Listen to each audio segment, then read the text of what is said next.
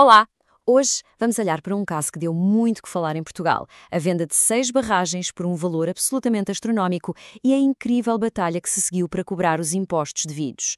Com base no artigo de opinião de Manuel Carvalho para o Jornal Público, vamos tentar perceber como é que um negócio desta dimensão esteve quase a não pagar um cêntimo de impostos. A pergunta é mesmo esta, e é uma pergunta que vale, bem, milhões. Como é que é possível um negócio de 2,2 mil milhões de euros gerar zero euros em impostos? Parece mentira, não é? Mas foi precisamente isto que deu o pontapé de saída para uma história incrível sobre o poder, o dinheiro e, se calhar, a fragilidade do Estado perante os grandes interesses económicos.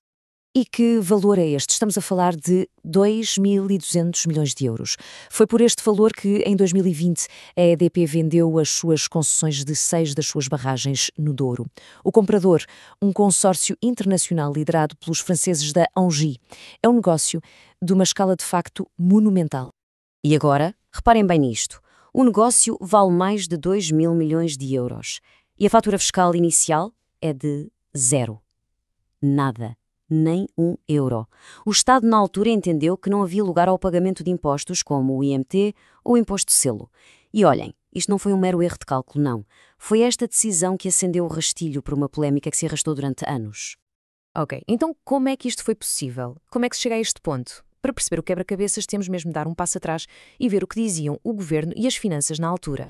E o mais incrível, se calhar, é que isto não parece ter sido um engano. Pelo contrário, várias figuras de topo do governo, incluindo o próprio secretário de Estado dos Assuntos Fiscais da época, vieram a público defender que o negócio não tinha de pagar impostos. A justificação oficial era um bocadinho técnica. Diziam que era uma reestruturação empresarial e não propriamente uma venda, uma manobra no fundo. Mas, e aqui a história ganha contornos ainda mais interessantes, esta nem sempre foi a posição do Estado, longe disso.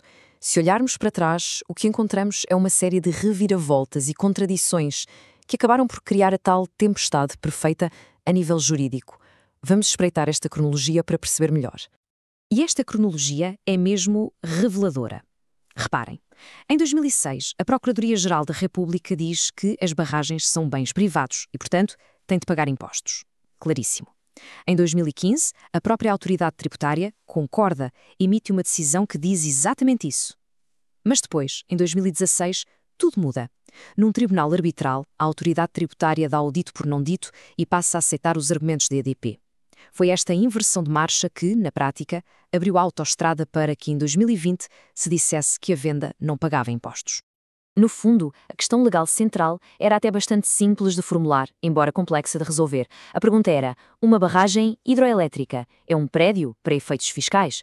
Parece uma questão técnica, mas a resposta valia milhões. Se a resposta fosse sim, então teriam de pagar IMI, o Imposto Municipal sobre Imóveis. E esse dinheiro iria diretamente para os municípios, que tanto precisam dele. Se a resposta fosse não, bem, esse dinheiro simplesmente não existia para as autarquias. Ora, perante aquilo que o autor do artigo, que nos serve de base, chama de uma autêntica demissão do Estado, a história podia ter ficado por aqui. Mas não ficou. Houve quem não se conformasse e várias vozes se levantaram em defesa do que consideravam ser o interesse público.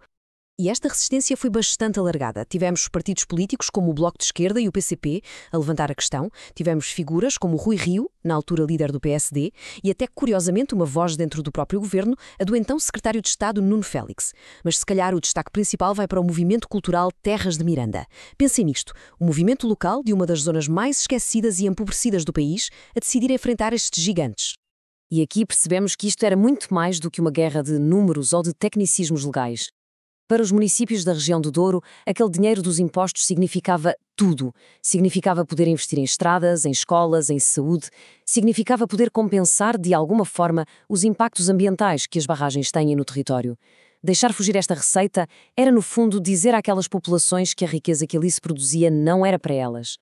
Com toda esta pressão da sociedade civil e de vários quadrantes políticos, o caso acabou, inevitavelmente, por chegar aos tribunais. E foi no sistema judicial que a história deu uma das suas maiores cambalhotas. E o autor do artigo de opinião faz questão de sublinhar isto, e é um ponto importante. No fim de contas, foi a separação de poderes a funcionar. O sistema judicial agiu como um verdadeiro contrapeso ao poder político, intervindo para corrigir o que parecia ser uma falha grave do Estado. E a decisão do Supremo Tribunal Administrativo não podia ter sido mais clara.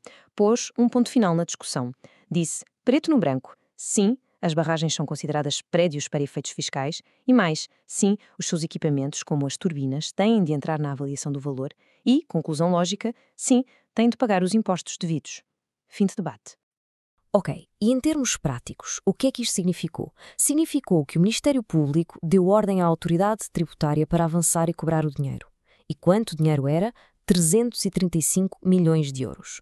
Uma vitória parecia claríssima para o interesse público, conseguida graças à intervenção dos tribunais. Com uma decisão judicial tão forte e um valor destes em cima da mesa, seria de pensar, pronto, caso arrumado, mas de acordo com a análise do artigo, se calhar a história ainda não acabou. O último capítulo pode ainda estar por escrever. E aqui entra o que pode ser a última reviravolta. Parece que, apesar da decisão dos tribunais ser tão clara, o atual Ministério das Finanças está a pensar em mexer na lei para supostamente a clarificar. O autor do artigo deixa a pergunta no ar. Mas clarificar o quê? Se o Supremo Tribunal já disse que era tudo claro. A suspeita que fica é se não se estará, outra vez, a tentar abrir uma porta para que, no futuro, as elétricas possam escapar aos impostos. E é com esta dúvida que terminamos. Os tribunais fizeram a sua parte. Decidiram e mandaram cobrar centenas de milhões de euros. Mas a grande questão que fica é, existe mesmo vontade política para ir até ao fim com esta cobrança? Ou será que os grandes interesses económicos vão continuar a encontrar um Estado, digamos, mais compreensivo? É uma reflexão que, como se percebe, vai muito para além deste negócio das barragens.